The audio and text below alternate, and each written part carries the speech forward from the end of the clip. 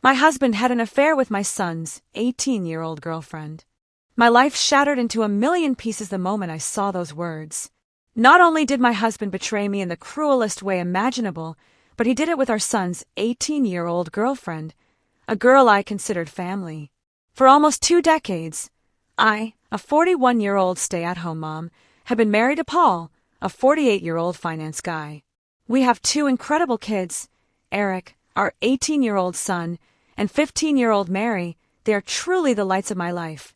But our marriage, it had grown stale, a slow fade over the years, for reasons I used to blame on his grueling work schedule and my own perceived aging poorly. Eric, my son, has been with his girlfriend, Amy, since freshman year. He absolutely adores her. She was his first love, and honestly, I thought of her as one of our own. That's why what happened next was so gut-wrenching, so utterly soul-destroying. Last week, my entire world imploded. I saw Paul's phone screen, just a glimpse, but it was enough. A text thread between him and Amy, our son's girlfriend, glaring back at me. A message from her, telling him she misses eating his sausage. My blood ran cold. I literally froze, convinced I must have misread it, that my mind was playing tricks on me. But I hadn't misread it. Oh, how I wish I had. Over the next few days, my casual disbelief morphed into horrifying certainty. I found a hidden file on his computer, filled with BDSM porn, a clear, sickening porn addiction. And then there they were, photos of Amy, saved directly from her Instagram. She was fully clothed, yes, but it was undeniable proof. The missing piece of the puzzle, confirming that I wasn't just going crazy. With every opportune moment, I stole glances at his phone, witnessing more of their grotesque interactions. And with each peek, a part of me died. I wish I had never looked. It wasn't like he was leaving his messages open for the world to see. He was compulsively closing out apps on his iPhone, and for a split second, I saw the iMessage thread open, a door into a hell I never knew existed. When I first stumbled upon those messages, it felt like a physical punch to the gut. My hands trembled as I held his phone, the screen lighting up with words that sliced through my heart like 1,000 tiny razors. It wasn't just the shock of his betrayal. It was the sheer, casual cruelty. Paul, the man I married, had taken every insecurity I'd ever confided in him and turned it into a twisted joke, a punchline for him and Amy to share. They were filled with the most vile, horrible things said at my expense. He constantly compared me to her, calling me fat and old, among other unspeakable insults. And Amy, she just LOL'd along, sprinkling their exchanges with laughing emojis, a casual cruelty that made my stomach churn with nausea. In one particularly brutal exchange, he'd written, "Can you believe she tried to wear that dress last night? Looked like a sausage trying to burst its casing." And Amy, my son's girlfriend, the girl I'd brought into our home, replied with a string of laughing emojis adding, "She's so old she probably thinks it's still in style." It wasn't just my looks they tore apart. They dissected my intelligence, my interests, the way I talked. Boring, dull, predictable. These were the words they used to describe the life I had built with him, the life I thought we shared. Each message felt like they were systematically erasing every ounce of love and respect I believed we had cultivated for nearly 2 decades. There was one message that truly broke me. Paul had written, "At least you're fun.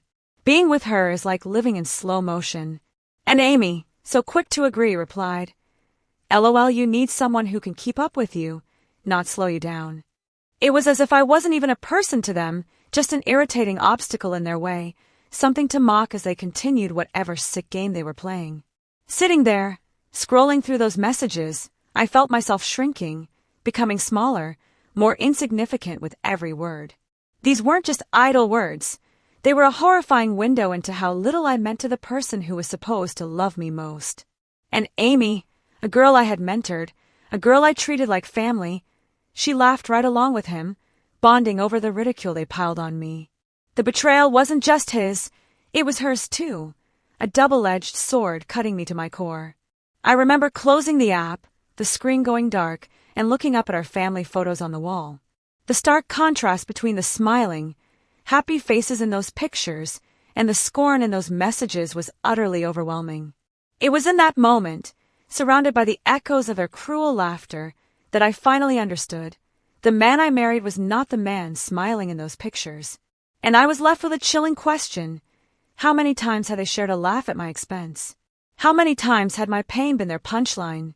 I'd always had these gut feelings, these paranoid hunches that Paul might be cheating, but never in my darkest nightmares could I have imagined something this depraved. Just last month, I found a thong in our bedroom that definitely wasn't mine, nor Mary's. I turned a blind eye, foolishly convincing myself it was somehow my daughter's, even though it made zero sense. I was naive, choosing to ignore the obvious. Now, not only is he cheating on me, but he's utterly betraying our son, a son who adores Amy, who considered her his future.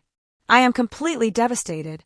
Words truly cannot adequately describe the dread, the anger, the shock that consumes me right now. I'm overwhelmed, paralyzed by how to handle this. Action needs to be taken, but I'm terrified of the psychic blow this will be for Eric. How do I even begin to broach this completely messed up topic with him? I wouldn't wish this predicament on my worst enemy. I can't even believe I married the scumbag in the first place. My mind started racing, connecting the dots. I'd started noticing his unusual behavior around the same time Amy turned 18. She's been 18 for about 5 months now.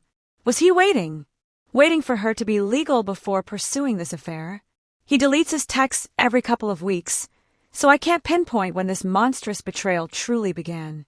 There are so many layers to all of this, and I'm completely paralyzed with fear and dread. None of it makes any sense. How did this happen? Am I such a stupid idiot that I let all of this happen right under my nose? My heart aches for Eric and Mary, who are completely innocent bystanders, about to have their world shattered by their own father's disgusting actions. I haven't confronted my husband yet, because frankly, I'm scared of the domino effect. I don't know who to turn to first. I'm sharing my story not for sympathy, but in search of understanding, and perhaps advice from anyone who has grappled with such deep, soul-crushing betrayal. Thank you for listening. By the way, if you're still with me, make sure to hit subscribe. More unbelievable stories are coming, and your support means the world as I navigate this nightmare. Let me be clear, not telling my son was never an option. The thought of it just fills me with intense dread, but it absolutely needs to be addressed. It's one part of a much larger plan. Right now, I'm playing dumb, collecting every piece of evidence I can, preparing for anything and everything. I will protect myself, and I will make sure I don't put myself in any potential harm's way. I'll post a more thorough update soon, but please know, your messages of support have touched my heart so much, making me feel a little less alone in this. Soon after, my brother connected me with a lawyer, a real junkyard dog type. The evidence I collected was damning. I had screenshots of all his conversations with Amy going back 3 months from iCloud, filled with flirty, dirty talk. It was utterly sleazy, and seeing all the negative things he said about me, about his wife, made me gag. His call history showed he spoke with her for hours consistently. I found his dating app profiles, screenshots of his active chats with matches. He clearly used filters to seek out girls aged 18 to 22. I copied every file from his computer. Sex chat rooms, forums, thousands spent on OnlyFans. And then, the physical evidence. Rummaging through every hiding spot, I found various toys, blindfolds, cuffs, lubricants, even different outfits, like a girl's Catholic school uniform and a French-maid outfit. My stomach lurched with disgust and horror. That day, I picked Eric and Mary up from school. They could sense something was terribly wrong in the car. As we drove to my brother's house, I delicately, through tears, told them everything. I broke down completely. Mary, my 15-year-old daughter, reacted with a raw, fierce anger that even surpassed Eric's. My heart broke for them, but their maturity in that moment, even amid their pain, made me so incredibly proud. They don't deserve this. Not one bit. I also met with Amy's mother and laid out the entire sickening truth. She was horrified, immediately confiscated Amy's phone, and shared the entire chat log with me. It only went back 3 months, just like Paul's, almost as if they both deleted their messages at the same time. Amy's mother told me Amy sobbed when confronted. She insisted that she and Paul were in love, that her mother would never understand. I won't go into too many more details about what Amy said, but it was clear Paul had slowly, methodically groomed her, becoming a sage-like figure in her life, making her feel she could rely on him, preying on the fact that she came from a broken home. Amy was adamant that their romantic and physical relationship had only just begun, that before that, he was just a friend and mentor. It sounded like a twisted fairy tale, all carefully constructed lies.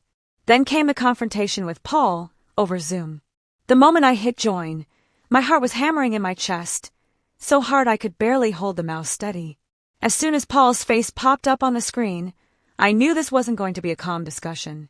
His face was flushed, his hair disheveled as if he'd been running his hands through it all morning, and his eyes, they were wild, darting around before locking onto the camera. The look on his face was terrifying, red, sweaty, a raw mix of anger and panic. His tone was instantly defensive, frightening. I started, trying to keep my voice steady. "Paul, we need to talk about what's been going on." Before I could get another word out, he cut me off. "Context! You don't understand the context," he blurted, his voice loud and shaky. He kept repeating the word like a mantra, but he never actually explained what he meant. His hands were visibly shaking, gripping what looked like a stack of papers on his desk. "I've seen the messages, Paul, between you and Amy," I continued, desperately trying to keep the accusation out of my voice, hoping to keep him calm. But it was like I'd lit a fuse. "None of that happened." "You're making things up," he shouted, his face now a deep shade of crimson. His voice was so loud I had to pull the laptop slightly away. It was frightening to see him like this, so utterly unhinged. This was not the man I thought I knew. I tried to reason with him. "Paul, I have screenshots. I've seen everything. Please, we need to discuss how we're going to handle this situation with the kids." He slammed his fist on the desk, making the camera shake.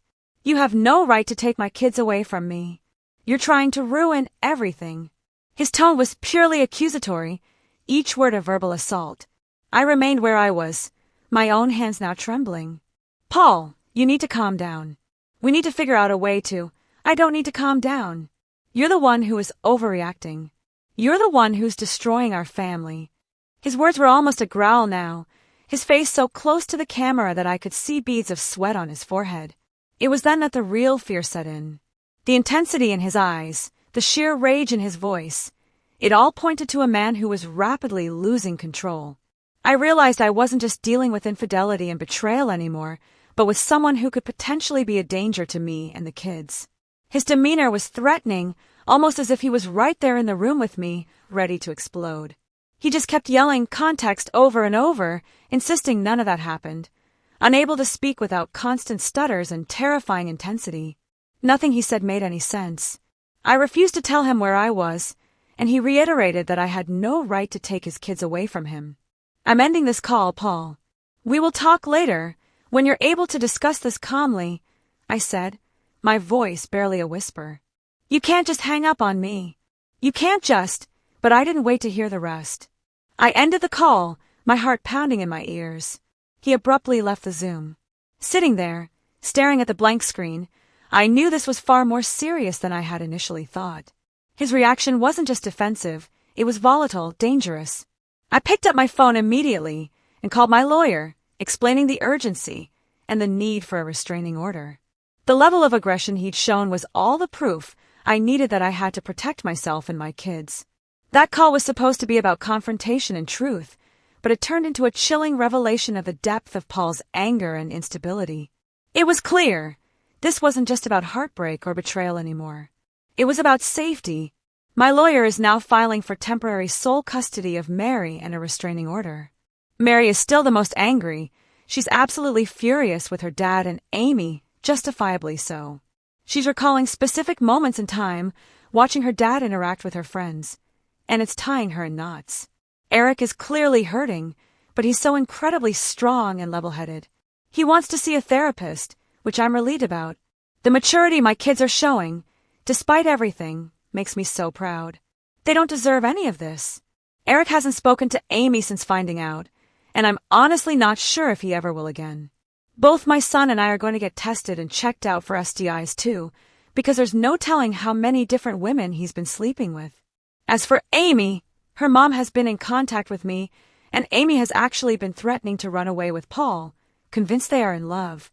We've made the authorities aware of everything that's happened. I plan on being completely unforgiving and utterly ruthless in this divorce. I'm reflecting on how I've been treated, how it's made me a shell of myself, and how his abuse has given me a deeply negative opinion of myself over the last 20 years. I don't want to let the scumbag get away with it. I want to reinvent myself and move on, stronger than ever. Thank you again for all the love and encouragement. It truly gives me comfort and means so much. I've even received comments accusing me of faking the story, which oddly also provides a strange comfort. It validates my own feelings that all of this feels unreal, even to me. It confirms that there are people out there who can't even fathom this being true. Oh, how I wish it were fake. I've been so focused on everyone else's feelings, somewhat ignoring my own, which I'm actively trying to change. My emotions range from white-hot anger to complete numbness, like a flick of a light switch. We are all safe, still in my brother's house, which is very secured with an alarm system and deadbolt locks. Paul has tried to call my cell phone several times a day, but I am refusing to interact with him. My lawyer will handle all correspondence. Frankly, he scares me. Both my son and I got checked out and tested, and it appears so far that we're both clean based on the immediate rapid tests. But in the coming days, we'll know for certain when the lab results come in. I'm not overly concerned, but it was a necessary step. We've set up an appointment with a therapist for Eric next week, and I'm so relieved about that. He needs someone professional to talk to, someone who can help him navigate through this bewildering maze of hurt and betrayal. It's not just the infidelity itself, but who's behind it. His own father, someone he looked up to, and Amy, who was practically family. That's an unimaginable weight for anyone, let alone an 18-year-old, to process. He's not himself right now. He seems a bit shell-shocked, and I'm concerned because he internalizes a lot, making it hard to get a read on what's truly going on in his head. Despite his own turmoil, Eric's concern for me has been so touching, almost heart-wrenching. He often asks, "How are you holding up, Mom?" his voice carrying a maturity that it shouldn't have at his age. It's clear he's trying to shoulder some of my burden, to be strong for both of us, but I can see it's wearing on him. Every so often, I catch that look in his eyes, a mix of sadness and resolve that no child should ever have to bear towards their parents. He's not interested in corresponding with his dad at all. Paul only calls my cell phone. He hasn't tried to contact Eric or Mary, which is both a relief and a deep, stinging cut. It's as if, with everything out in the open, he doesn't know how to face them, or chooses not to. Eric doesn't seem interested in reaching out either. When I mentioned his dad the other day, there was a brief flash of something, anger, maybe pain, in his eyes before he quickly masked it with neutrality. "I don't have anything to say to him right now," he said, and left it at that. I get the sense that Paul is extremely nervous. He's scared, and I think deep down he knows that if investigated thoroughly, he would be in big trouble. That's what my gut is telling me. I still think about that Zoom call with him, and the more I replay it, the more it looked like a man whose entire world was crashing down. The sheer panic in his face was so apparent. I offered Mary an appointment with a therapist as well, but she doesn't want to see one yet. She said she's open to it eventually, but wants time to herself. Her anger has mostly turned into sadness, I've noticed, and I hope I can get her to see a therapist soon. Her friends have played a key role in this whole thing, and that's something Mary has been grappling with. She's been asking them about her dad, if they experienced any creepiness from him. Her friends were open and honest, and apparently they felt like he stared a lot and sensed his hovering presence whenever they were over. One of Mary's friends went so far as to say she felt like he was checking her out a lot, looking at her rear, and complimenting the color of her yoga pants. At the time, no issue was brought up, but in light of everything that's happened, it seems incredibly strange now. He would position himself in different areas or vantage points to get a good view of them, and claimed he also asked questions about what kind of friend group or clique they were in at school. He kept asking if they were popular girls. I'm completely embarrassed that they had this experience in our own house, a place that should have been safe for them. As for updates on Amy, which is the main reason I wanted to write this update, I completely agree that she is also a victim. Many people have emphasized that, and I fully concur. I've done everything I could in my own power to indirectly get her opportunities to get help. As I said, I told her mother, and she's been updating me on everything. Amy, unfortunately, is still living in her deluded reality, and I can only pray that she'll eventually come to her senses. She doesn't want to see any doctors or therapists at all and has been constantly trying to reach Paul because, again, she truly believes they are in love. From what I've been told, she hasn't been able to get hold of him, and he's been avoiding communication with her completely. Amy blames me for that, believing I took away his devices and am being very controlling. Any truth her mother tries to convey to her is met with conspiracy theories and hostility. Amy looks at me as a villain and still sees Paul through rose-colored glasses. Her mother even showed her screenshots of his dating app profiles and matches, and Amy flat out refuses to believe it, saying I photoshopped them. According to her mom, Amy keeps saying things like, "Everyone is just mad because she found herself a real man, and I'm jealous because she takes better care of him than I do." It's chillingly in line with some of the conversations I screenshot, where Paul complained about things I don't do for him sexually. Right now, she's insistent that she and Paul will be together in the long run. Honestly, he's a slimeball. I believe stuff happened before she was 18 too. I'm not sure when things got actually physical or romantic, but I do think his grooming started as soon as she came into the picture, when Eric started dating her freshman year. This mentor and a friend narrative Amy alluded to had to start right away, and the way she's acting now, being so indebted and believing every single thing he says, shows that his insidious effect on her had to be over a long period of time. She only turned 18 5 months ago, but her behavior and infatuation for him seem so strong that it couldn't possibly be only 5 months of them being together. The only thing we can really hang our hat on is the possibility of Amy having an epiphany about the reality of her situation and opening up candidly about when it all began. But because she's 18 currently and has no interest in saying or doing anything that could potentially put Paul in legal trouble, nothing really can be done unless they find out about other girls that I have no idea about yet. I can only hope that Amy eventually comes to her senses, but me directly intervening doesn't feel like it would be productive at the moment. Maybe eventually, though. April 8th, 2024. The support again has been overwhelming, and I am very grateful. Sadly, I've also received a lot of negative, accusatory, and harassing private messages from people here who still think I'm faking the story.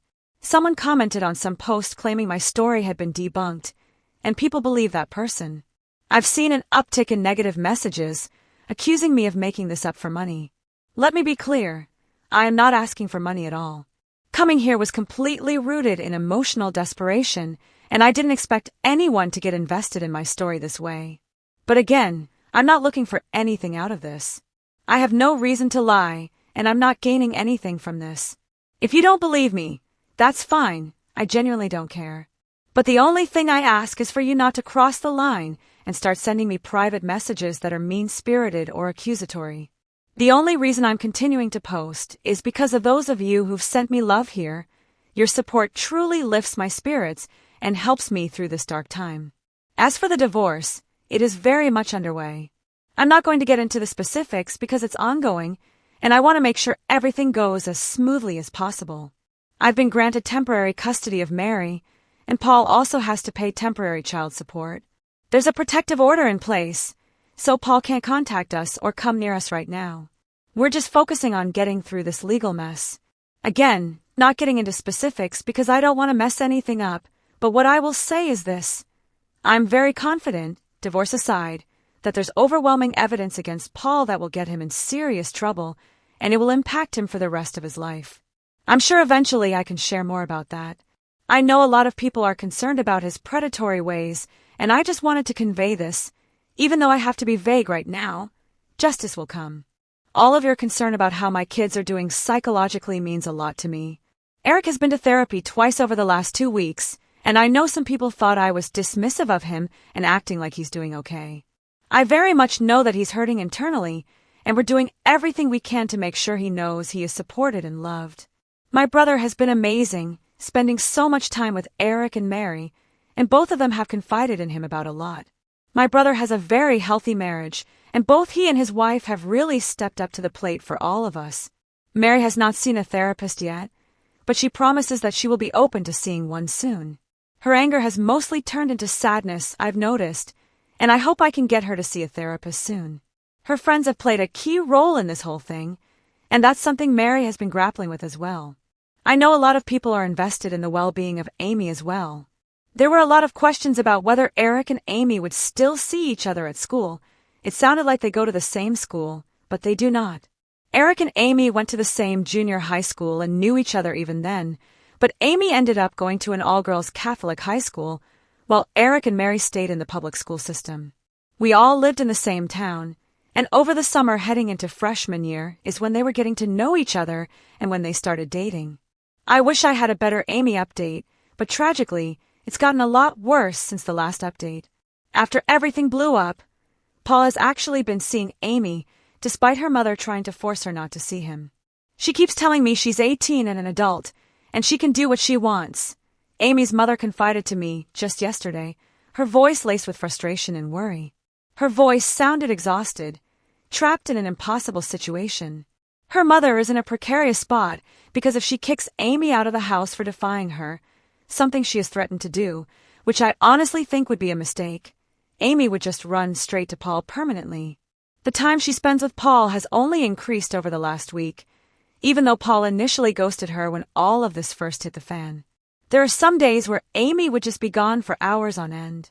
Her mother tried grounding her, taking away her car keys, even limiting her phone use, but Amy found ways around every single barrier. She's sneaking out at night, her mother told me, her voice breaking. I wake up at 3 a.m. and her room is empty. She won't tell me where she's been, but I know. I just know it's with him. I can't help but feel a mix of anger and profound sorrow for Amy. She's caught in this toxic cycle, believing she's in a loving relationship when it's heartbreakingly clear she's being used. Paul has not changed. His predatory patterns are exactly the same, only the target has shifted. The worst part is feeling so utterly helpless about it all. I've suggested therapy, talked about getting her professional help, but Amy is stubborn, completely blinded by what she thinks is love. It's heartbreaking and infuriating at the same time.